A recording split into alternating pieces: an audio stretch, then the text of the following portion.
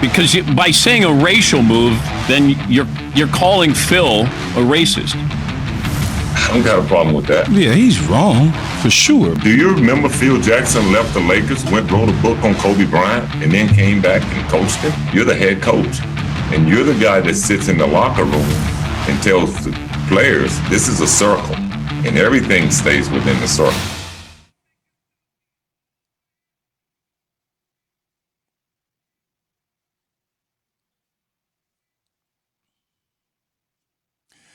Well, that was Scottie Pippen. You heard his voice on the Dan Patrick Show. Let me tell you something. Scottie Pippen is promoting a book, some liquor. He might have had a couple of sips of that liquor. I knew you was about to say that, though. I knew you was about to say he must be drinking that liquor. Hey, it's brown liquor, too. You know how you get some of that brown liquor and you just start talking? So you heard some of the things that he was talking about. Now, listen, he sat down with GQ, and that article was published last week. He was asked why he refused to go into that playoff game back in 1994 against the Knicks after Phil Jackson had called to play for Toni Kukoc, right, to take the final shot. So I want you to take a look at what Scottie Pippen said in the article. He said, quote, "I don't think it's a mystery. You need to read between the fine lines. It was my first year playing without Michael Jordan. Why wouldn't I be taking the last shot? I have been through all the ups and downs, the battles with the Pistons, and now you're going to insult me and tell me to take me out? I thought it was a pretty low blow. I felt like it was an opportunity to give Kukoc a rise. It was a racial move to give him a rise.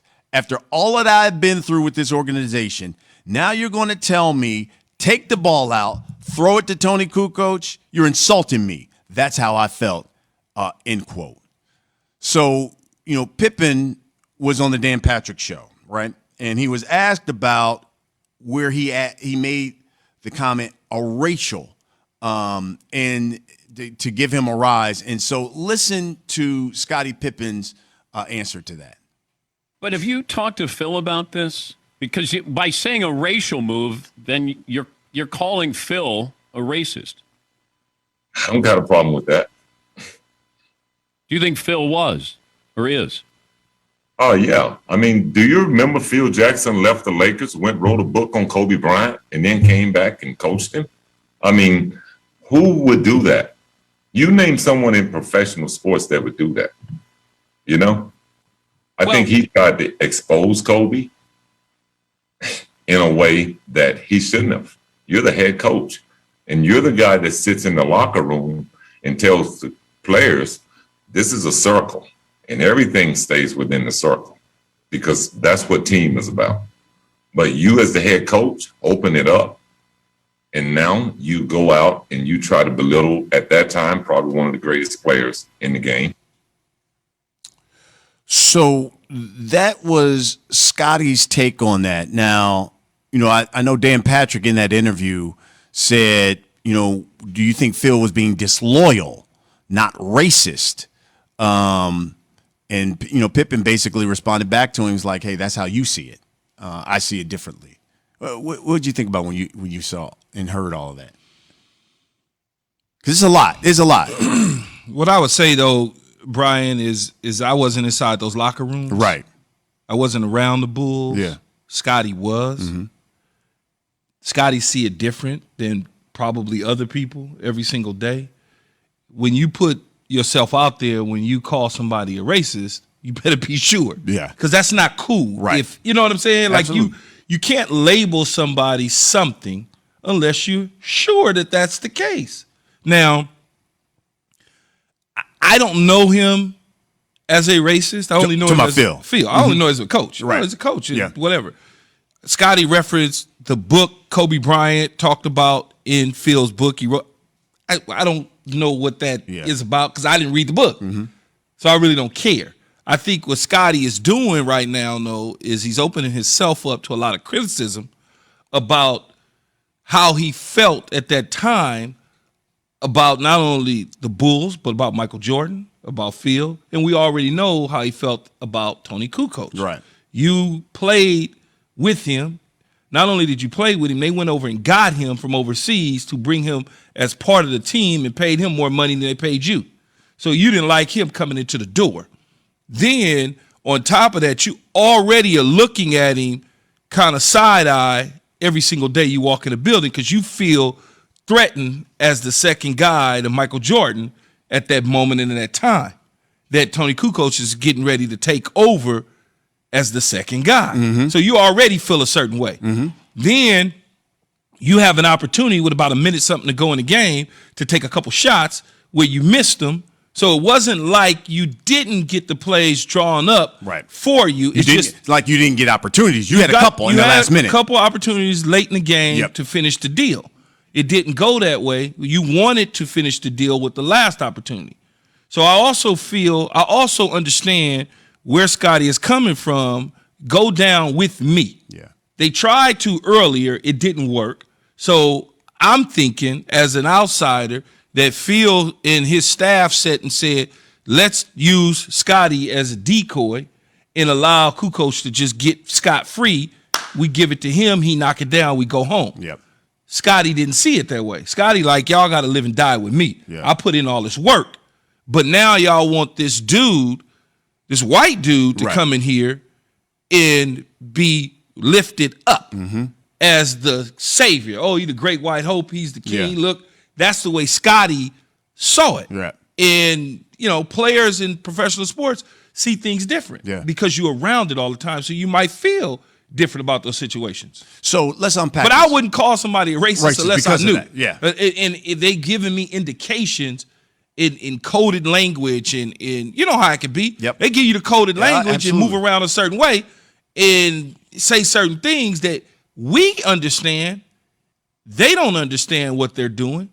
Phil Jackson a couple years ago, 2016, used the word posse describing LeBron James and Maverick Carter and Rich Paul and his friends in Miami. He didn't see that as belittling or racist or whatever, a demeaning comment, but a lot of us did. Absolutely. And so when you start looking at things at the surface, you go, okay. Yeah. And Scottie's been there. Like I said, I don't know Scottie's true feelings about the way now I do, about the way he thought about his coach. Now I do. You thought the entire time after that moment that your coach might have had a little bit of stuff in him. Yeah, absolutely. So let's unpack this because this is a really good, interesting conversation. I think hey, look, Scottie Pippen was there. So he's speaking his truth. And if that's how he feels, more power to him. Now, sometimes I think from the play aspect, and you know this as being a player, sometimes coaches try to be too tricky. They want to get cute and outsmart the situations. I've been in those situations personally myself. When I played for the Jets, I played for the Jets. It was 99. 99, we're in Indianapolis, and obviously I'm the in terms of passing the ball and doing all You're the guy. I'm the guy. You're the guy. I'm the guy. You're going to throw the ball to me in the end, I'm the guy. A timeout was called, and I don't know if we called the timeout. I don't remember if we called the timeout or Indy called the timeout. But it was the last play of the game, and we was in the red zone. We huddled on the sideline, and the decision was made, we're going to put Keyshawn on the perimeter and draw the attention to him to open up the middle of the field.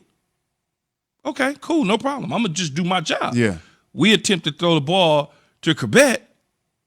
I didn't scream, oh, y'all only trying to rise him up because he's white. Yeah. Y'all, I got it. I understand. Y'all want me to draw all the attention. It wasn't that Bill Parcells and Charlie White and Todd Haley wanted to make Corbett the hero. They were trying to trick the Indianapolis Colts into believing I was going to get the football. And you know what happened? They were right. Everybody ran over to me, and Wayne was able to go right up the rail. It was a high throw. He didn't come down with it, but I got it. I got it. I wasn't ever thinking, well, they getting ready to try to make him the hero because he's white. No, absolutely not. They outsmarted themselves in the end because the play ultimately worked, but we didn't finish the deal. Or you go to Seattle, perfect situation of rising a player Super Bowl. The Super Bowl. The one play is the worst. Give it to play, Marshawn Lynch. The worst play in the history of professional sports, and I don't give a damn what nobody say. Yeah, they decided that Darrell Bevel and Pete Carroll decided we're going to throw the football rather than to give it to Marshawn Lynch, because if Marshawn scores there, he becomes the MVP. Oh, absolutely. And now you got to deal with that. Yep. And if you remember, Marshawn was giving Pete Carroll fits during that time period. It was like Pete was ready to pull his hair out. Right. So they made a decision to allow Russell Wilson to throw the ball. In my opinion, as a viewer and as an analyst at that time, I felt they was trying to turn the team over and make it Russell Wilson's team. He throws a touchdown. Guess who gets the MVP? Russell Wilson. Mm-hmm. So there was a decision to be made to outsmart themselves. At the same time, everybody in the stadium said they're going to get a ball to Marshawn Lynch. So they got cute.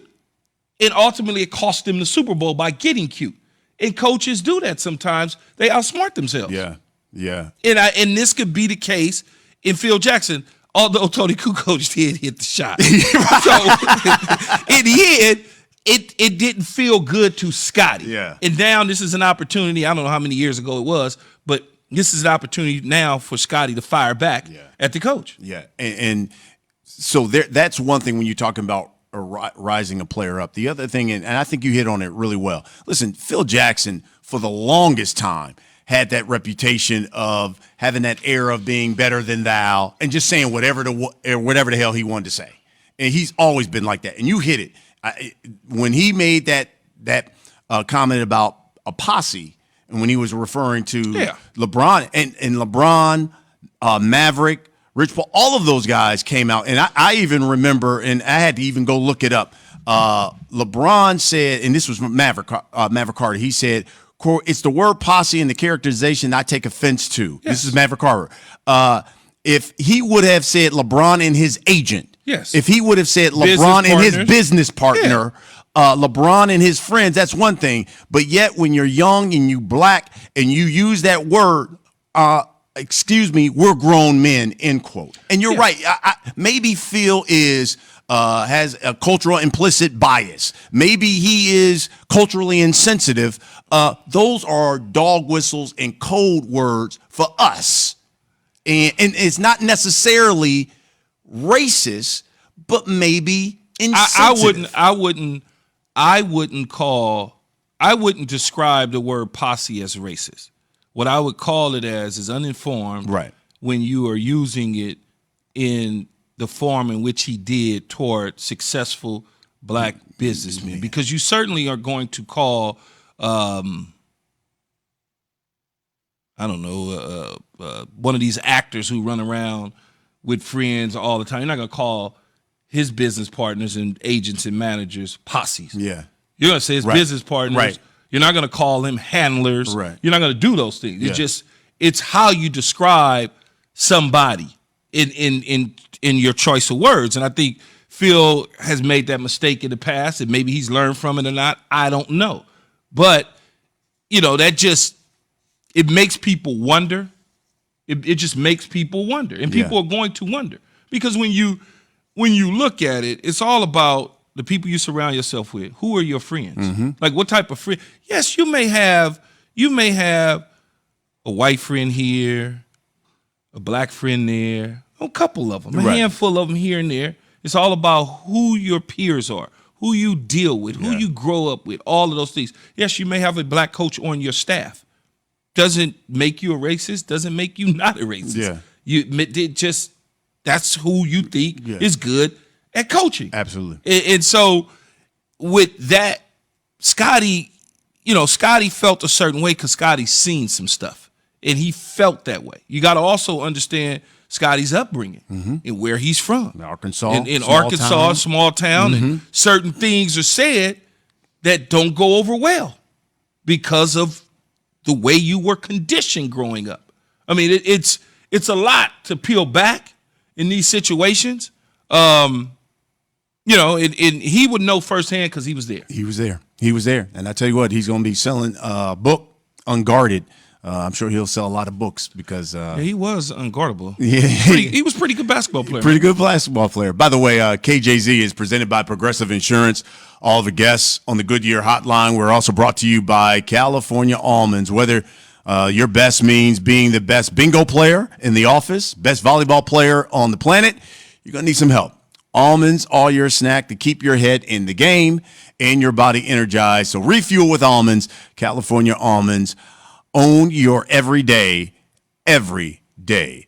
It's time for A to Z, Key.